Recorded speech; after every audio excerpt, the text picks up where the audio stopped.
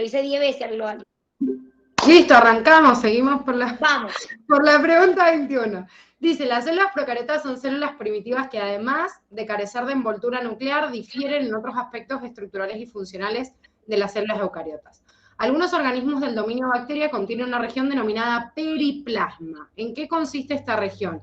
Y ahí el que no sabía qué miércoles era periplasma decía no básico y bueno, agua y ajo, ¿no? Pero Sí. podíamos tratar de sacar por descarte a ver otras cosas que me dijera. Justamente el periplasma era esto, está definido, creo que está en un pie de página igual del cuadernillo, les dice el espacio comprendido entre la membrana celular y la membrana externa de la pared celular de las gram negativas. Está en el dibujito. Está el dibujito. Sí, está en el dibujito en el pie de página. Ahora, pensemos en la, dice, en una región que atraviesa la pared celular por donde se conduce el material genético de una célula a otra durante el proceso de conjugación bacteriana. ¿A qué le suena esto? A pili o al plásmido. El plásmido es el material, pero que se conduce, y si una región de la pared que se conduce, ya es el pelito, o sea, el pili. Bien, o sea, el pilus o los pili. En la zona de membrana donde se anclan los cromosomas circulares, hijos, para asegurar la distribución equitativa del material genético durante la reproducción celular. Eso no me sonaba. No me sonaba nada. Eso me parece que no. ¿No le suena nada? Eso tiene algo que ver con las esporas, pero no sé qué. No, la D, no te estás confundiendo con la espora, Cam. Claro. No sé. No sé. No sé. Existen algunas, bueno, en las células eucariotas, la membrana nuclear, no la membrana celular, deja anclados los cromosomas en la mitosis cerradas para no permitir que se dividan, y en algunas bacterias existen zonas de la membrana que también anclan el ADN circular, que incluso se han relacionado con los mesosomas, ¿sí? Que eran estas estructuras o imaginaciones en la membrana que no se sabía bien para qué cornos sirven. Hoy hay teorías, igual hipótesis mucho más acertadas que en la bibliografía del 2008, pero bueno, no nos vamos a meter porque ustedes estudian de Curtis, pero les dice que es una imaginación que puede participar en la división, que puede participar en algunos procesos de división de la célula o de anclaje de los cromosomas. Y en la D me dice, en la región de la endoespora, donde queda incluido el ADN deshidratado, cuando las condiciones ambientales son desfavorables. Esto sí tiene que ver, obviamente, con la formación de esta estructura. Bueno, acá estaba el dibujito. Claro, esa es la imagen que te decía que estaba. Ah, bien, perdón. Acá está, ¿ven? El periplasma, ¿sí? Este es el espacio. Está señalizado acá en la imagen y también se los marca en el pie de página de esta misma imagen. Bien. Sabemos que los organismos que están incluidos en el linaje de los protistas están muy lejos de pertenecer a un grupo monofilético y presentan mucha variedad de sus características. Con respecto a ellos, marque la opción que considere correcta. Dice, A. La mayoría de los organismos que forman parte de este grupo son formas unicelulares y macroscópicas, pero algunos de ellos tienden a formar colonias y pueden ser cenocíticos. También existen formas multicelulares. ¿Qué estaría incorrecto?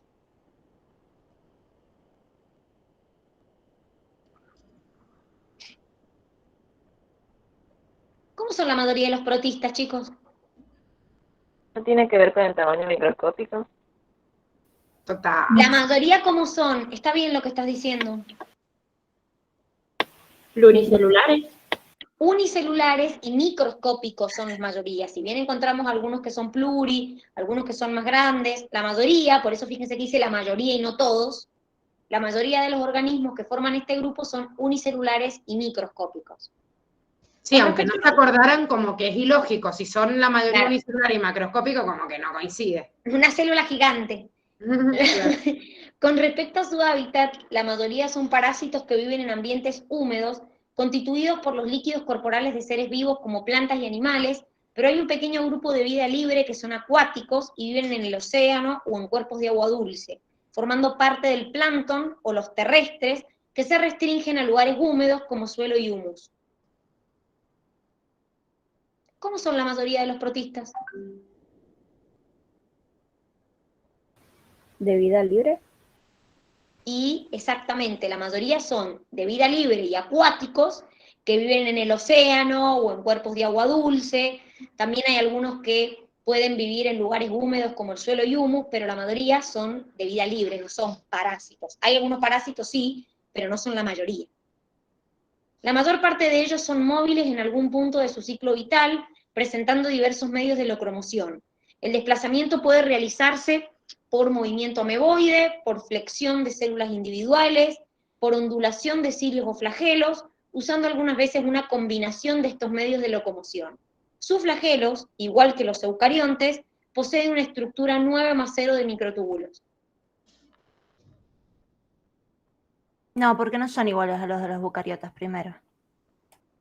Pero los protistas, ¿a qué reino pertenecen? A los de los eucariotas, pero ahí te está diciendo que el flagelo es 9+0 y el de los eucariotas es 9+2. Entonces, claro, ese es el error. Es decir, el flagelo en general del eucariota es 9+2.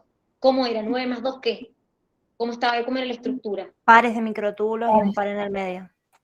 Exactamente, son 9 pares y un par en el medio.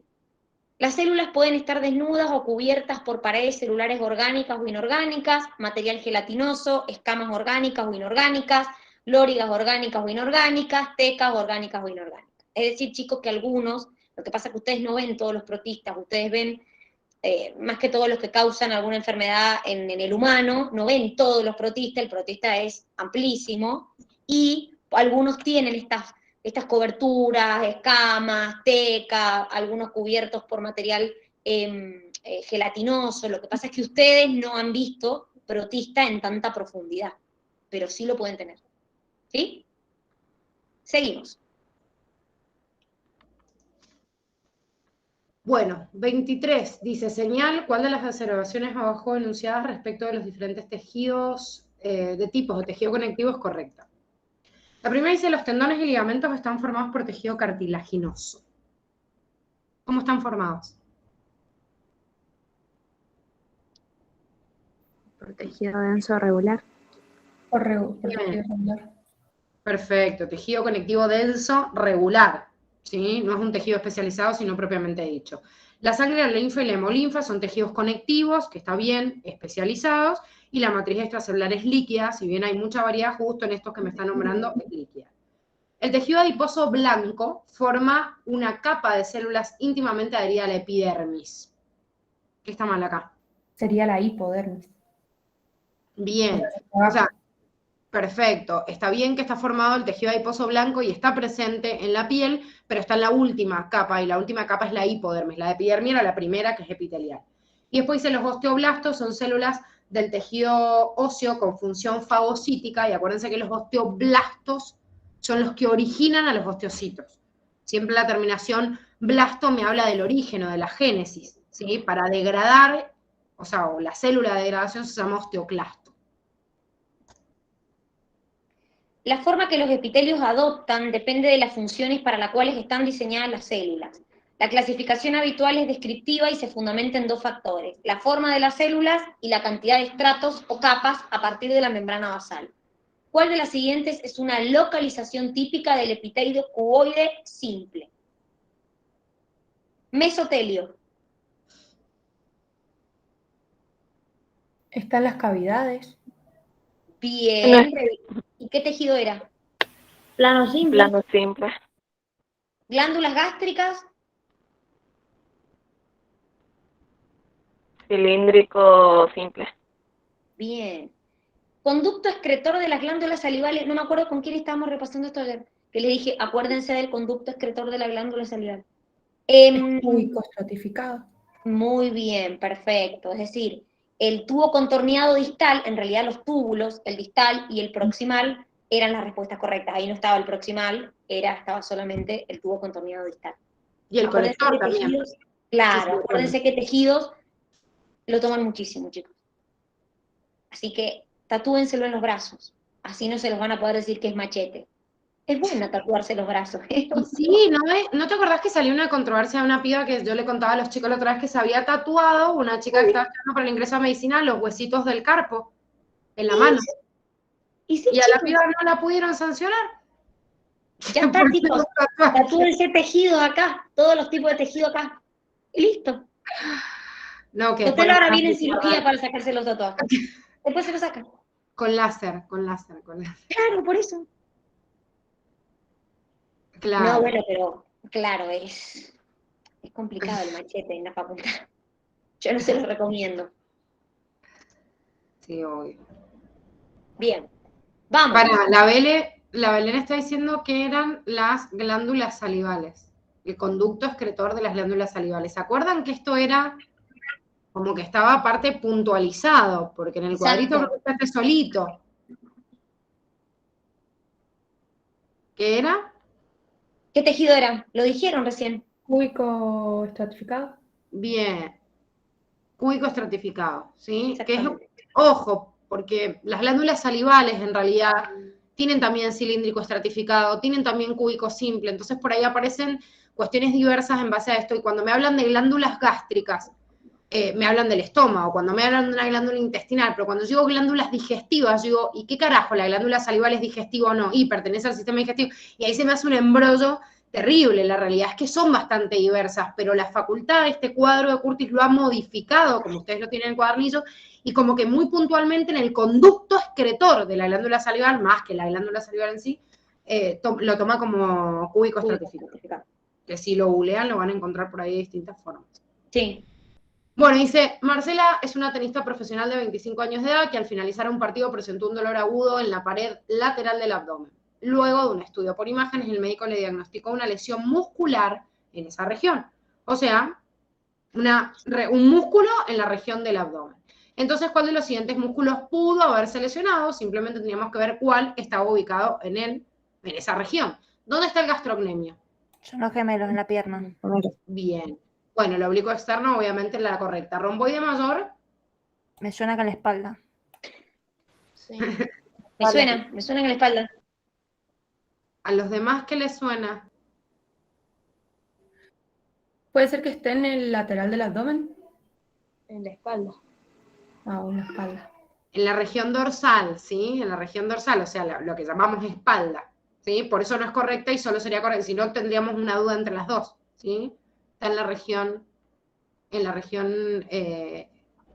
posterior. ¿Por qué si no me estoy riendo de vos, Cami? Se lo decía la Dan igual, pero Ah, No me estaba riendo de vos. No me estaba riendo de vos. bueno, ¿y el psoas mayor? en la cadera. Bueno, y también, ¿cómo podríamos hacerlo? ¿Parte de qué? O sea, ¿de qué región si lo tendríamos que poner? Del muslo. También posterior. Del muslo, sí, porque es verdad que también yo tengo, de hecho se inserta y yo lo veo en la parte, digamos, del perineo, por lo menos, ¿sí? Al psoas. Pero en realidad lo toman como solo de la región del muslo, en la facu. Bueno, Ahí está, esta la clave.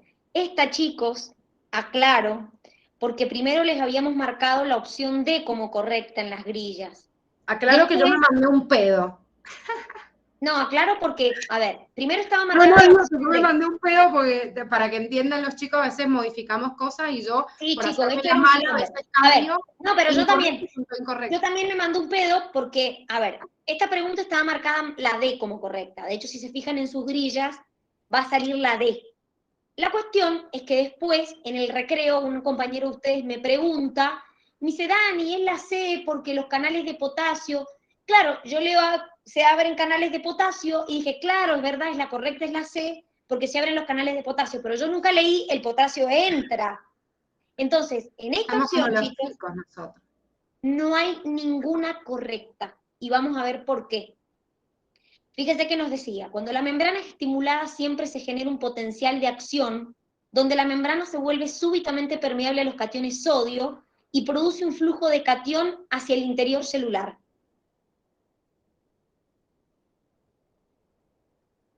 A ver. ¿No siempre se genera el potencial de acción? Exacto. ¿Qué tenía que pasar para que se genere el potencial? Superar el umbral de menos 55 mV. Superar el potencial umbral.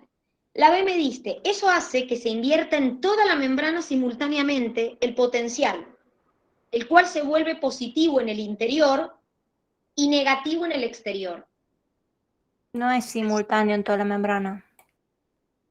Exactamente, o sea que también estaba incorrecta. La C me dice simultáneamente se abren los canales de potasio, los cuales entran tratando de restablecer la negatividad en el interior de la membrana. Es verdad que se abren canales de potasio, pero ¿para dónde va el potasio? Va a querer salir. O sea, afuera. Entonces también estaba incorrecta. Y la D, que les habíamos marcado como correcta nosotras, dice la cantidad de sodio y potasio que se mueven pequeña y la encargada de volver las concentraciones de estos iones a su valor normal es la llamada bomba sodio y potasio. Quien mete, decía, sodio y saca potasio dentro de la célula, esto siempre con gasto de energía. Eso decía la opción original. Entonces, Está al revés. exactamente, es decir, saca sodio, mete potasio. Por lo tanto, todas las opciones estaban mal. Bueno, así que todos los que la tenían mal tienen un punto más en el Claro. examen porque quedaría anulada. Anulada, porque no hay que hay correcta la C o la B o la A o la... No, directamente no hay ninguna correcta, así que... Eso es cuando yo siempre les cuento que los modelos de exámenes en realidad antes les preguntaban entre incorrecto y correcto y hace como 3 años que la Facu ha cambiado esa modalidad. Entonces los modelos de preguntas que son anteriores al del 2018, las modificamos con la Dani en los TP o por ahí en los exámenes para ponerla y por ahí hacernos las malas de meter incorrectas, te terminan quedando todas incorrectas, como acá. Y además que el examen chicos, el global lo hemos revisado, lo he revisado, la Gise, yo, un montón de veces, y recién ayer a la tarde le dije, Gise, pará, miremos la pregunta 26. O sea, imagínense que a nosotros también Uno lee en automático. Esta pregunta, chicos, es o sea, redactada como incorrecta, buscar lo incorrecto y no lo correcto, o sea, tiene una pequeña modificación, pero estaba en el ingreso del 2016. O sea, relacionado con el potencial de acción pueden entrar. Así, con esta combinación de que vean bien en cada etapa qué es lo que pasa, para dónde se mueve. Bueno, 27. ¿Cuál es la amina que se libera en el sistema nervioso central y periférico y participa en los circuitos del movimiento voluntario y excitación emocional? La enfermedad de Parkinson es producto de la atrofia en las neuronas liberadoras de esta sustancia y la esquizofrenia puede producirse por su hiperactividad en el hipotálamo, el sistema límbico y el prosencéfalo medial. ¿Está bien la pregunta? Sí, sí. Ah, es que te hago un ejemplo. Claro. Pensé que la pregunta estaba al final. Bien, bueno, esto era como muy puntual, porque me está preguntando, pero igual me da una, digamos, como una pista bastante importante. Yo no sé si tanto la esquizofrenia, pero Parkinson se los toman siempre, ¿sí? Y es más, les dice claramente en el cuadrito que el Parkinson es una degeneración de las vías dopaminérgicas. Porque como es un excitador, si yo tengo de menos, no puedo excitar correctamente, por eso aparece esta patología, y si aparece de más, por eso trastornos como la esquizofrenia, ¿sí? GABA, acuérdense que es un inhibidor general en sistema nervioso central. ¿La glicina? ¿Qué función tiene? ¿No es un aminoácido? Sí, también. No me acuerdo, aparte de eso. Es un excitador generalmente el sistema nervioso central. Y encefalinas generalmente funcionan como neuromoduladores más que como neurotransmisores, ¿sí? O sea que igual de la definición que les daba, pues también esto es importante, que a veces hay algunos que participan en estimulaciones o inhibiciones de determinados circuitos. El GABA, por ejemplo, siempre es inhibidor. También la dopamina depende en qué circuito. En este que me lo está mostrando es un estimulador, obviamente, de la parte motriz, o sea, de la corteza motora. En las células vegetales, la pared celular establece el límite con el medio extracelular. Su composición puede variar a lo largo de la vida de la célula, cumpliendo además diferentes funciones. ¿Cuál es una característica de su estructura y o función en estas células? La pared celular primaria contiene celulosa asociada con filamentos de actina dispuestos en una matriz de polímeros viscosos. No me acuerdo si era lignina o pectina, algo de eso era, pero no era celulosa. Ojo con esas sustancias, porque están pero en otra parte de la pared. ¿Qué me dicen los demás? Porque están esas en otra parte, pero no ahí precisamente en la pared primaria, Can. Ahora vamos a verlo en las otras opciones. ¿Qué me dicen los demás? No sé, a mí me pareció raro que diga lo de los polímeros viscosos, eso, pero... A ver. La pared primaria no tenía celulosa y, ¿cómo se llama? Microfibrilla. Exactamente, Celia. Exactamente, muy bien. No tiene filamentos de actina, por eso es incorrecto. Ahora voy, Cami, a responderte esto que habías dicho vos. Cuando una célula vegetal se divide, se forma una capa delgada de material aglutinante entre las dos células nuevas, constituida por lignina y celulosa. Vamos por partes. ¿Cómo se llamaba ese material que pega, ese material aglutinante? ¿Cómo le llamábamos? Pectinas. La sustancia es pectina, ¿y la estructura cómo se llama? Laminilla media. Ahí me Bien, acordé. ahí estaban las pectinas. Acuérdense como pegatina. Exacto. Pegatina, pectina, vale, me lo acuerdo así. Pero gancho. Perdón. Entonces la laminilla media es de lignina pectina, y la pared primaria de celulosa. No tiene lignina, todo solo tiene pectinas. Ah, mira. La laminilla media tiene solo pectinas. Ahora vamos a ver la lignina donde estaba. La laminilla media tiene solo pectina y la pared primaria tiene celulosa con microfibrillas. El agregado simultáneo de nuevos materiales a la pared primaria permite el crecimiento de la célula vegetal de igual manera en todas sus direcciones. Y eso es una característica puntual de la pared de la célula vegetal. Creo que es como hacia afuera nada más. Tipo. La célula vegetal, chicos, no crece igual en todas sus direcciones. Después dice la pared celular, y ahora Cami, te digo lo de la lignina. ¿En qué pared encontrábamos la lignina que podía estar como agregado? ¿Una pared que se forma? ¿Cómo? Secundaria, capaz, no sé. En la pared secundaria puede haber lignina. Sí. Es la que forma el corcho Suber. Exacto. Miren Es el cuando hilo ven de la planta. los troncos de los árboles, que se ve esa sustancia de la cual se elaboran los corchos, que Sí, le ponen a las botellas de vino, que están hechos de lignina. Las paredes celulares controlan tanto la velocidad como la dirección del crecimiento de la célula vegetal. Esa era correcta. Sigamos. Bueno, 29. En un organismo multicelular, si las células se dividieran en exceso, se podría interrumpir la organización y las funciones normales de los tejidos del organismo. Es por ello que los diferentes tipos de células se dividen de forma regulada. ¿Cuál de las siguientes opciones presenta un mecanismo de regulación interna del ciclo celular? Bueno, la primera me dice, el complejo de fase S, constituido por las proteínas CDK1 y ciclina E, estimula la síntesis del DNA o ADN y con ello su progresión a la fase M. ¿Qué está mal acá? ¿Qué son las ciclinas A? Y SK2, creo. CDK2 y Eso 1. es CDK1 o 2, creo. No, creo que es 1. Es uno, la que está mal es la ciclina, ¿sí? De las del ser humano, no me dice, pero bueno, nombrándomelas así, son los ejemplos en el ser humano. Ante una disminución de la concentración de ciclinas, las células pueden ingresar a fase G0, una fase especial de reposo que dura pocas horas, donde su metabolismo se vuelve inactivo. ¿Qué está mal de acá? El metabolismo sigue activo. A mí esa me dio muchas dudas, porque, o sea, por lo único que la descarté por lo que decía dura pocas horas. Puede durar pocas horas, ojo. Puede ser a ver, hay algunos que están en fase toda la vida, o sea que es un error. Está bien, Marti, que la descartes también por eso, porque de repente una neurona está en fase G0 toda la vida.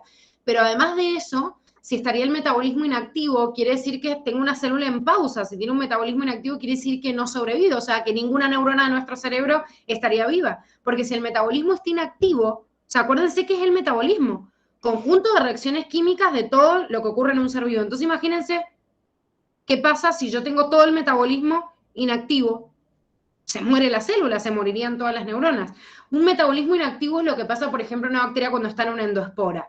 Entonces, vive de reservas. Yo siempre les pongo la homología de, imagínense que hay un gran huracán, como en muchos lugares de Estados Unidos, y me encierro en el ático. O sea, vivo hasta donde me aguantan las reservas y las latas que tengo ahí. Se me acabó y cagué fuego. Si no puedo salir y afuera está atorado, bueno, no puedo sobrevivir. Metabolismo inactivo es que yo frené todo, vivo con las reservas, no hay prácticamente intercambio, por lo menos de materia con el medio. O sea, estoy ante un sistema, no sé si hermético, pero por lo menos funciona como un sistema cerrado. Entonces, nunca tengo un metabolismo inactivo si no está en peligro la vida de la célula. La fase G0 es una pausa en la reproducción, pero no en el metabolismo. Sigue activa la transcripción y la traducción, solo se detiene el proceso de mitosis y o meiosis, dependiendo el tipo de célula. La C dice, la fluctuación cíclica de la actividad de proteínas siempre presentes en la célula de la actividad de proteínas siempre presentes en la célula, las quinasas dependientes de ciclinas impulsan el ciclo celular en una sola dirección. ¿A qué me remite esto? O sea, ¿por qué es la correcta? ¿Cómo Porque se la da? célula no, o sea, no puede retroceder. Por eso dice que la impulsa en una sola dirección. Bien, o sea, yo puedo variar como la concentración de uno y otro, pero una vez que el estadio de la célula ha pasado, por ejemplo, yo ya repliqué el material genético, no puedo volver para atrás y volver a G1. Sí puedo detener el ciclo y que hayan señales, como tienen el ejemplo concreto de la P53, que me mande esa célula a matar, apoptosis. Pero no voy a retroceder y decir, no, para ahora, reproducir. O sea, saqué una réplica del ADN y ahora la voy a destruir. No se puede. O sea, la célula que no puede hacer una progresión en el ciclo celular se manda a matar. O sea, queda en pausa o se manda a muerte celular. Y después me dice, en la fase S, en la transición SG2 y en la profase mitótica, el ciclo celular puede detenerse por intervención de los complejos C de K-ciclina. ¿Qué es lo que está mal acá?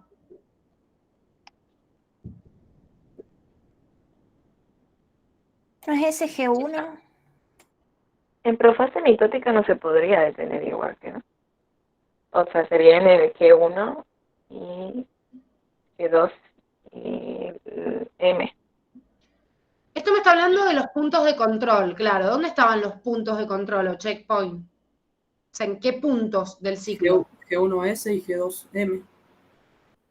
Hay uno en G1S porque es antes de entrar y ver si yo voy a replicarlo. ¿Sí? Voy a replicar la célula. Después voy a finalizar el proceso y chequear si eso lo hice bien. Entonces lo hago en G2. Y la otra les dice metafase mitótica. O sea, no es en la profase, sino un poco antes, porque ¿qué hago?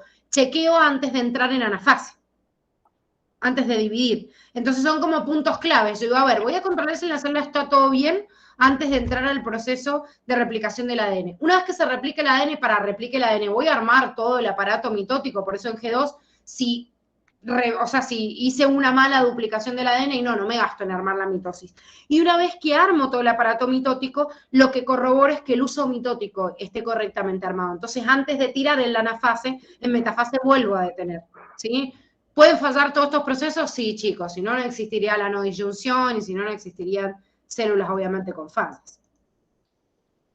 Bueno, y vamos a la última. No, si son 40.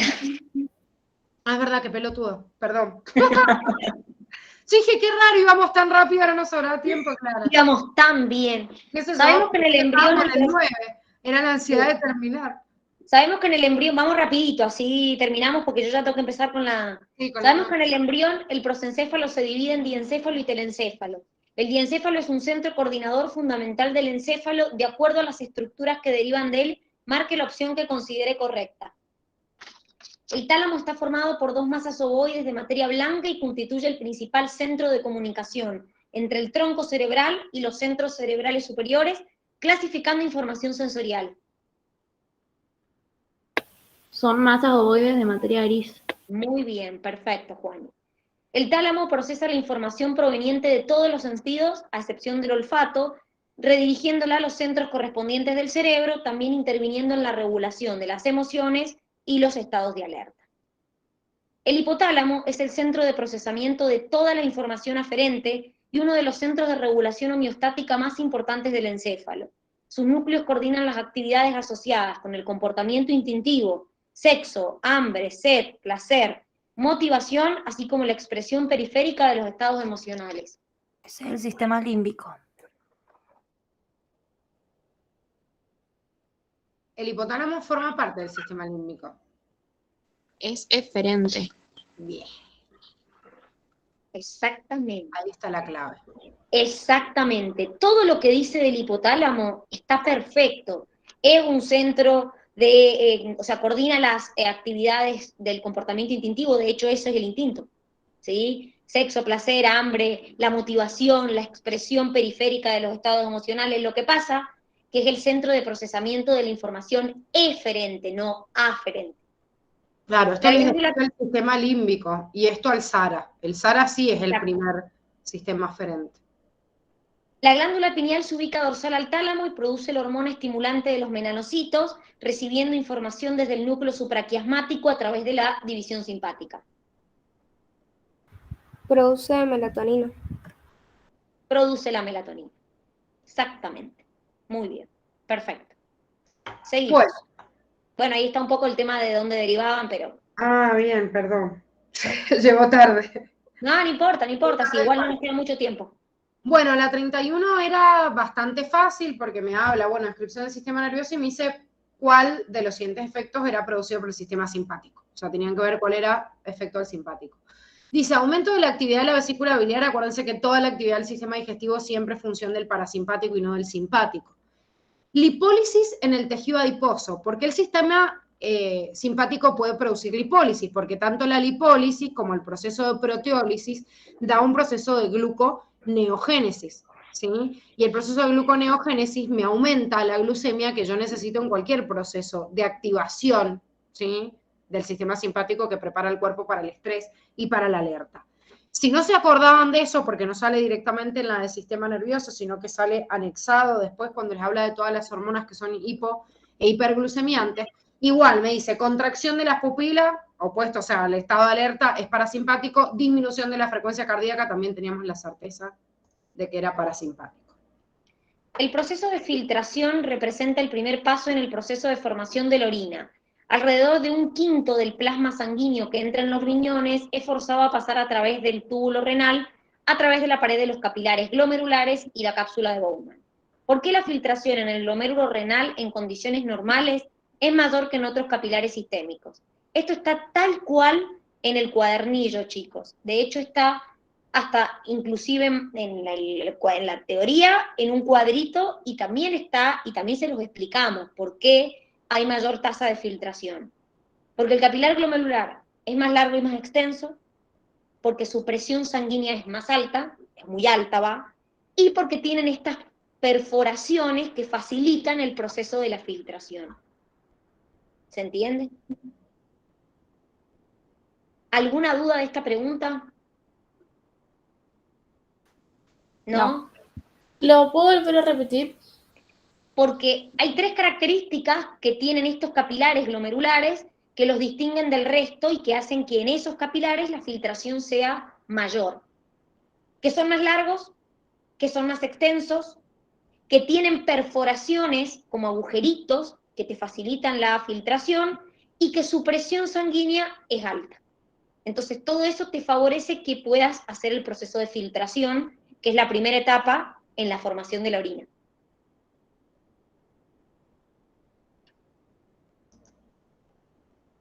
Gracias. De nada. Seguimos. Bueno, en la 33 me hablaba, dice, la información del medio interno y el medio externo se transmite rápidamente por medio de impulsos nerviosos hacia los centros de procesamiento situados en el sistema nervioso central. Los diversos estímulos son recibidos por diferentes tipos de receptores, o sea, me está hablando una introducción de los receptores sensoriales.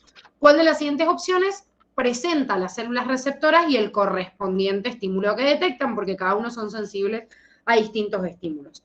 Bueno, en la opción A también está exactamente igual, como les decía recién la Dani, en la otra, esta también está totalmente igual en el cuadernillo.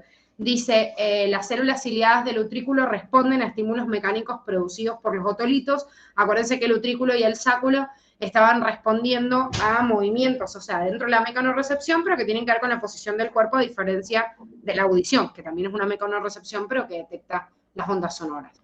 Las papilas gustativas son quimiorreceptores que detectan cambios en la glucosa plasmática. ¿Qué está mal acá? ¿Qué me va a detectar una papila gustativa? Y lo que hay en la saliva, no en la glucosa plasmática. Claro, una concentración de una determinada sustancia que puede activar un quimiorreceptor, pero en la boca, o sea, disuelto por la saliva, pero es lo que toma contacto con la papila gustativa. La papila gustativa no tiene contacto con el plasma, ¿sí? Después dice, las células de Merkel son receptores sensoriales que responden a cambios de temperatura de la piel. Acuérdense que los corpúsculos de Meissner y de Merkel responden a la presión, a distintas sensibilidades, ¿sí?, del tacto, pero no a la temperatura. Están en las terminaciones libres, que están en la porción más superficial. Los varoreceptores, que es lo mismo que presoreceptores, ubicados en las principales arterias del cuerpo, detectan cambios de la presión osmótica sanguínea. ¿Qué está mal acá? La C sería la presión en general. ¿Cómo? Sí, la C sería la presión en general. como en general. Claro, porque Es la digo, recepción Neria lo que táctil. dice. Digo, O sea, Neria el lo que dice roce. de la piel. Por eso, el roce. ¿Detectan el roce o el Ah, tacto? bien, bien, gracias. Nada, nada. O sea, la presión profunda por ahí, los corpúsculos de Pacini. ¿Qué está mal de la D? Son quimiorreceptores. ¿Quiénes son quimiorreceptores? O sea, los que detectan cambios en la... Detectan cambios de oxígeno y de dióxido de carbono en la sangre. Esos son los quimiorreceptores. Que la presión no es osmótica, sino la presión en general sanguínea. No, Exactamente, es la presión sanguínea. La presión osmótica, acuérdense que es la presión que generan las proteínas, ¿sí? Claro. Para atraer en realidad el líquido. Pero lo que yo detecto, el baroreceptor detecta no la presión osmótica de la proteína, sino la presión que ejerce la sangre sobre las paredes, que se llama presión sanguínea o presión arterial, no presión osmótica. ¿Y si fuera la presión osmótica, sería un quimiorreceptor? No, porque no sería la presión osmótica, un quimiorreceptor te detectaría la cantidad de proteínas, o sea, los tipos de proteínas, y con eso vos inducirías la presión osmótica que hay, de acuerdo a la cantidad de proteínas. No es que tenés un receptor que te dé un sensor de la presión osmótica, sino que la presión osmótica se calcula de acuerdo a la concentración y a la cantidad que hay en el plasma de proteínas, sobre todo de albúmina, que es la que más presión osmótica genera. Entonces lo inducís por la concentración. Bien, vamos con la 34. La glándula suprarrenal secreta diversas hormonas. Perdón, Sí. que la Cami dice oncótica, es lo mismo. Claro. Claro, No, es que no tengo el chat abierto, ahí está, ahora sí. Ahí está. Yo preguntaba si la osmótica es lo mismo que la oncótica, porque como Sí. dijiste lo de las proteínas. Sí, es lo mismo. Ah, bien. La glándula suprarrenal secreta diversas hormonas que difieren en su estructura química y función. ¿Cuál es la principal función del grupo de hormonas liberado por la zona glomerulosa de la corteza suprarrenal? ¿Qué hormona liberaba la zona glomerulosa? ¿Los? Aldosterona. Bien, Mineralocorticoides. perfecto, muy bien, Nacho. Entonces, yo ya sabiendo qué hormona es, me ubico en qué función cumple, porque me dice, promueve la síntesis de glucosa a partir de proteínas y lípidos. ¿Qué proceso es ese? El del cortisol, gluconeogénesis. Después me dice, estimula el desarrollo de características sexuales secundarias masculinas. Esa es la testosterona. Bien, está bien, sí. Sí. Interviene en el circuito de, bueno, la correcta era que, como me dijo el Nacho recién, es la aldosterona, tiene efectos en el mantenimiento de la homeostasis del sodio y el potasio. ¿Qué hacía la aldosterona? Reabsorción de sodio y excreción de potasio. Perfecto. Interviene en el circuito de retroalimentación negativa de la hormona adrenocorticotrofina actuando a nivel del hipotálamo y la hipófisis. Ese creo que es el cortisol. Bueno, está bien, el cortisol está regulado por la ACTH. ¿Y los mineralocorticoides? Como la aldosterona que acaban de decir, ¿también está regulada por la ACTH? No, por el sistema renina-angiotensina. Está regulado por el sistema renina-angiotensina, por la concentración de ¿qué más? Está bien lo que está diciendo Juan. De iones y de agua. Es decir, no está regulado por la ACTH o adrenocorticotrofina. Muy bien, perfecto. Bueno, la 35 dice, existen sustancias más potentes que las hormonas y liberadas por casi todas las células, aunque fueron descubiertas por primera vez en el semen y se pensó que eran producidas por la próstata, por eso recibieron el nombre de prostaglandinas. Acuérdense que de ahí viene el nombre, pero en realidad después se dieron cuenta que la próstata no la secreta, sino que lo secreta la vesícula seminal. Acá otra vez teníamos una pregunta así como distractora en las opciones, porque me dice cuál de los siguientes ácidos es el precursor de dichas sustancias, y en realidad si bien las opciones me hablaba de un montón de ácidos, que quizás algunos los han visto en química, y algunos hay afirmaciones que están correctas, o sea, que ni siquiera es que son, o sea, que no son correctas del ácido oleico o del eicosanoico, no importa, lo único que tenía que saber es que la formación de la prostaglandina derivaba del ácido araquidónico, que ese sí era un dato que estaba en la bibliografía, y el único que me estaba nombrando el ácido araquidónico era esto. O sea que yo sabiendo eso podía marcar la opción aunque del otro no tuviera idea, porque lo leí también y van a ser datos que no encuentran en la bibliografía, no están en la bibliografía. De hecho son un concepto químico, pero sí tenían que saber del ácido araquidónico, y por más de que no sabía, creo que les dice igual del grupo de los eicosanoides, pero aunque no supieran lo demás, ¿sí? Sí les dice puntualmente que está el ácido araquidónico y era la única opción que podía ser correcta. En un laboratorio de análisis clínico se le extrae sangre a una persona por punción venosa, que se recoge en un tubo de vidrio con heparina para la posterior determinación de enzimas hepáticas. ¿Cuál de las siguientes reacciones de la cascada de coagulación es más probable que ocurra en dicho tubo? Y ahí teníamos las opciones: conversión de fibrinógeno en fibrina. Bueno, ahí tenemos un poco lo que es la vía intrínseca y extrínseca. Te saqué el coso. No, está bien, sí, no me acuerdo la opción de memoria. Dice, conversión de fibrinógeno a fibrina, activación del factor 8, activación del factor 7, activación del factor 13. ¿Por qué activación del factor, activación del factor 12? ¿Por qué sería la correcta? Para activar la vía intrínseca. A ver, ¿y por qué se activaría esa vía? Pues la primera. Porque ¿No es porque al hacer una punción se activa esa vía en vez de la intrínseca? No escuché la primera Por el parte. contacto con el vidrio. Por el contacto con el vidrio, claro, está bien. Correcto. Te lo dice la teoría, en realidad esto lo tenían que deducir si no tienen en cuenta. Esta la tomaron en el 2020, ¿te acordás, Sí, Dani? En el sí, es recuperatorio. más, por eso acá, chicos, les aclara que se recoge en un tubo de vidrio. Claro, porque Aclara. es un dato. Porque imagínense, chicos, que si eso no fuera importante, está bien, por ahí les agregan un montón de datos, pero les aclara que se recoge en el tubo de vidrio, porque la que se activa cuando toma contacto con el vidrio es la vía intrínseca.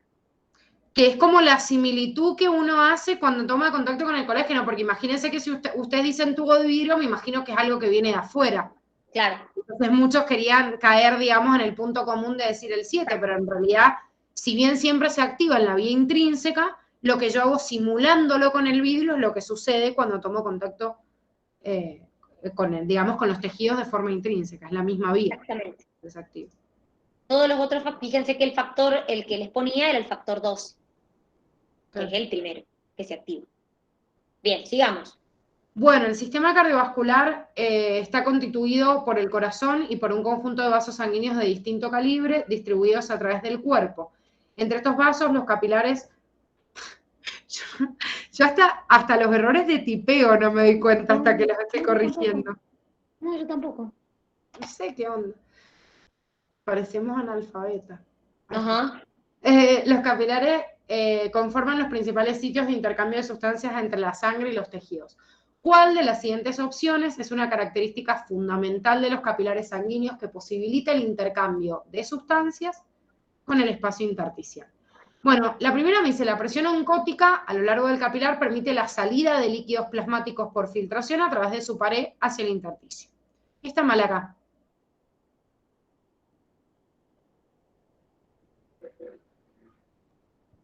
Oncótica, chicos. Que creo que hace todo lo contrario, no permite la salida de líquido hacia el intersticio. Exactamente, presión oncótica se le llama a las proteínas que están en el interior y son las que retienen el líquido en el interior del vaso sanguíneo. Las proteínas del plasma generan una elevada presión sanguínea dentro del capilar, lo que permite el movimiento de las mismas hacia el espacio intersticial. ¿Qué está mal?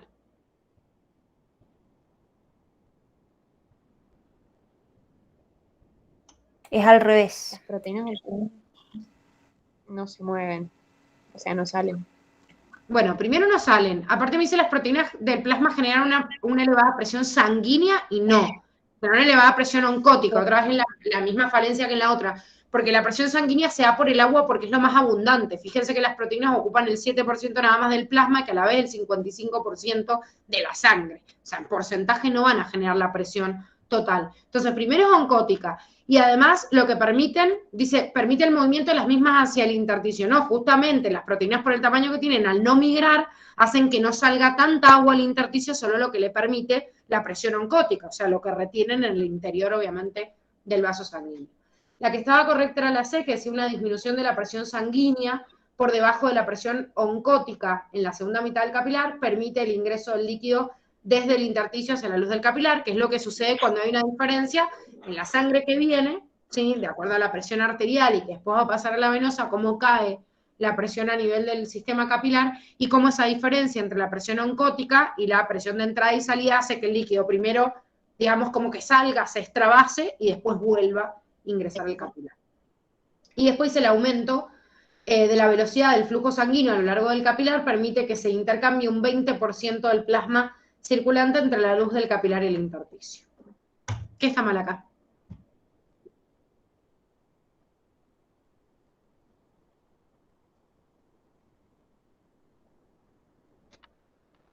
¿Qué pasa con la velocidad? Una velocidad lenta, o sea, es baja.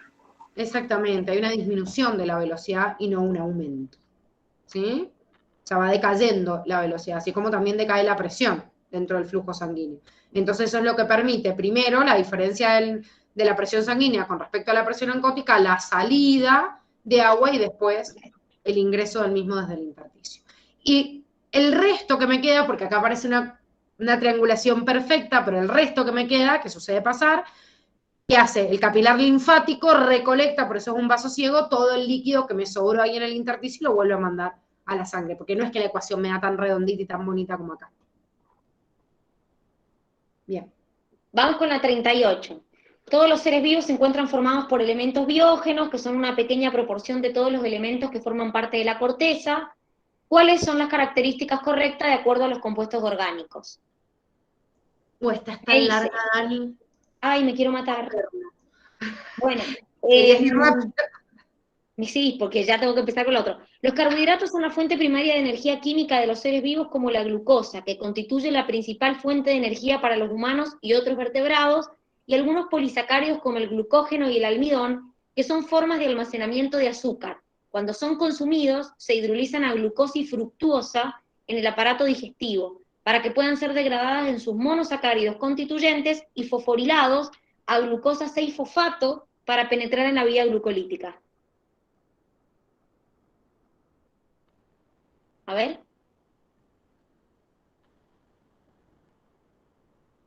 ¿Qué estaría incorrecto acá? Chicos, dice polisacáridos como el glucógeno y el almidón, que son formas de almacenamiento de azúcar y que cuando son consumidos se hidrolizan a glucosa y fructuosa. Pero glucosa. Claro, chicos, no existe fructosa en el glucógeno ni en el almidón, son polímeros. Exactamente, son todas moléculas de glucosa. Las vitaminas son sustancias orgánicas imprescindibles en los procesos metabólicos que tienen lugar en la nutrición de los seres vivos. Si bien no aportan energía porque no se usan como combustible, sirven para aprovechar los elementos constructivos y energéticos de los alimentos. Para ello es fundamental su aporte en la alimentación o la síntesis de algunas de ellas por el propio organismo, como por ejemplo, vitamina D, que se forma en la piel con la exposición al sol, K, B1, B12, C y ácido fólico, que se forman en pequeñas cantidades en la flora intestinal. La K, la B2. Se forma en la flora intestinal. ¿Cuál no? La C. Bien. Exactamente. Por eso es incorrecta. Por eso bueno, es exacto. Las proteínas son largas. Las proteínas son largas cadenas de aminoácidos que en la mayoría de los seres vivos constituyen el 50% de su peso seco. Tienen muchísimas funciones como enzimas, proteína estructural como el colágeno, queratina, y algunas veces también se pueden utilizar como combustible, obteniendo sus aminoácidos constitutivos, extrayendo los grupos amino a través de un proceso de desaminación y utilizando el esqueleto de carbono residual como grupo acetilo o algún compuesto de la vía glucolítica o del ciclo de Krebs. Los lípidos son una familia heterogénea de moléculas orgánicas hidrófobas.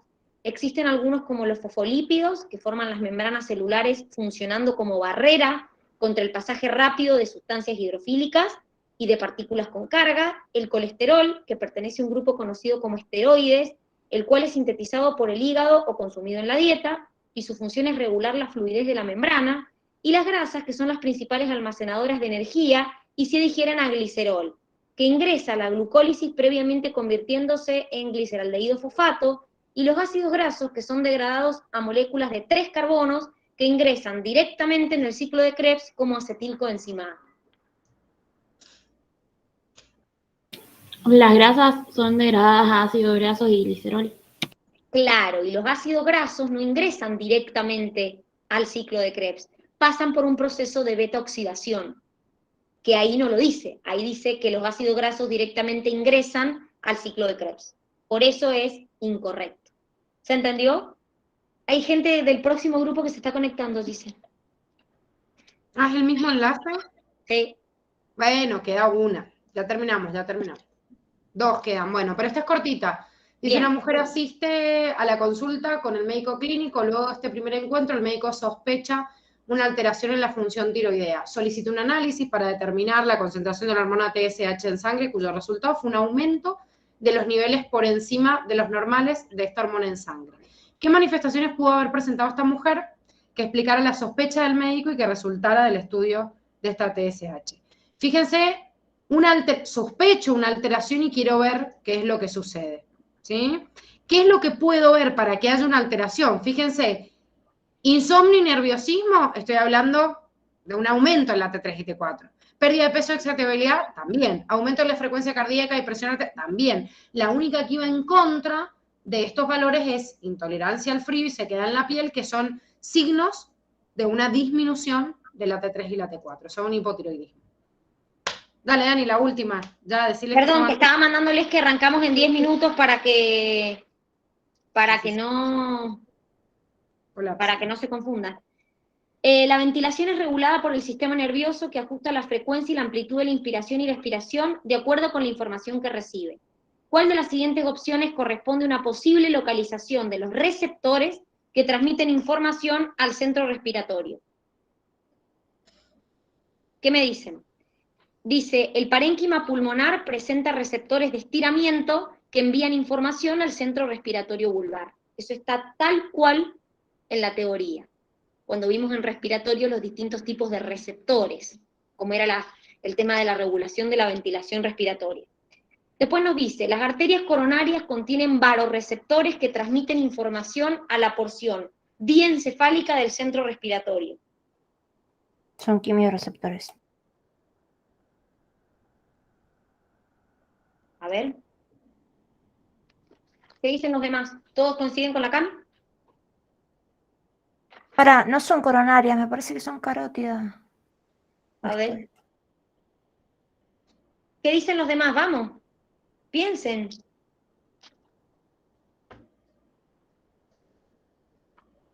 No tienen varoreceptores, chicos.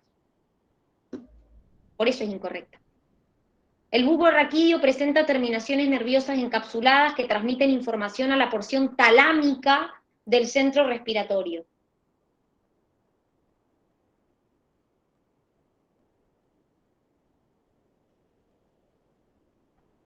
Pero ¿cómo? Si el centro respiratorio es el bulbo raquídeo, o sea, no. ¿Y entonces? No tiene sentido. Bueno, está, exactamente. El tálamo no participa en el centro respiratorio. Las arterias importantes como las aortas y las carótidas contienen quimiorreceptores centrales que envían información a la porción diencefálica del centro respiratorio. ¿No son quimiorreceptores periféricos? Exactamente. Muy bien. Perfecto. Exactamente. ¿Ha quedado alguna duda? ¿Algo que no se haya entendido? A mí me quedó una duda en la 39. Porque no dice que se solicita un análisis, pero tiene TSH y tiene un aumento en los niveles. Claro, de la TSH. Cuando hay mucha TSH es que hay baja T3 y T4, sería. Claro, acuérdate que es un circuito de retroalimentación negativa. Entonces, si tu tiroides no secreta la suficiente cantidad de T3 y de T4, la hipófisis dice, voy a alargar más TSH, y manda, sigue aumentando en sangre, pero la tiroides no responde. Entonces, en el hipotiroidismo existe una baja concentración de T3 y T4 en sangre, pero una elevada proporción de TSH y a veces de TRH también. O sea, la hipotalámica y la hipofisiaria siguen mandando la señal, pero la que no responde es la tiroides.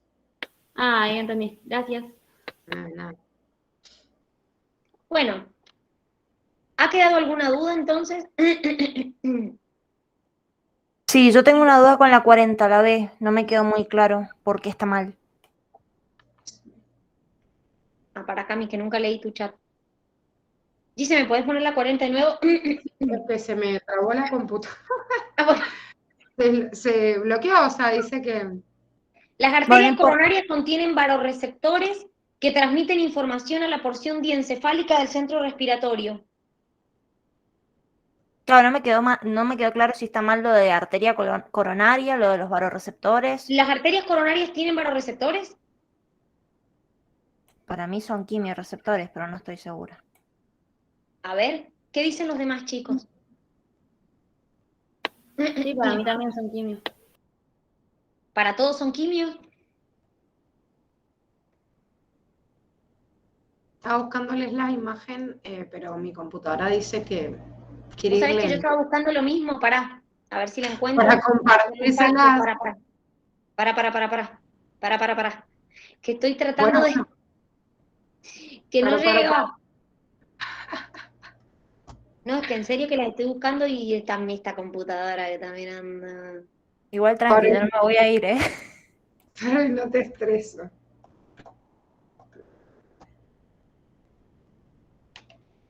Está pensando, pero no sé si es porque estoy A compartiendo. ver, creo que ahí la encontré, para. Para. Aguantá que creo que ahí la puedo compartir. Esperame un Sí, poquito. para que compartir yo, que tengo 50 pantallas. Ahí está. Sí, ahí la encontré, para. Listo. Así les muestro la imagen, chicos. Miren. Ahí les comparto la pantalla. Así lo ven.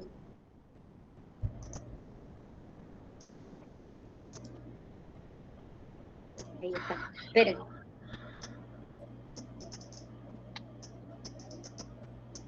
Bueno, cuando se comparta. Ahí está. Miren, esta es la imagen. Fíjense. Son quimiorreceptores que tenemos los quimiorreceptores de estiramiento del parénquima pulmonar, que era la opción A. Tenemos quimiorreceptores centrales en el bulbo. Tenemos quimiorreceptores en el callado de la aorta. Y tenemos quimiorreceptores en el cuerpo carotídeo. Es más, fíjense que acá les dábamos el listadito de los receptores. Quimiorreceptores centrales en el bulbo, periféricos en el callado aórtico y en las arterias carótidas, receptores de estiramiento del parénquima pulmonar. ¿Se entendió? Sí, ahora sí. Muchas gracias. De nada. Y la realidad es que sí existen varios receptores en las Claro, coronarias.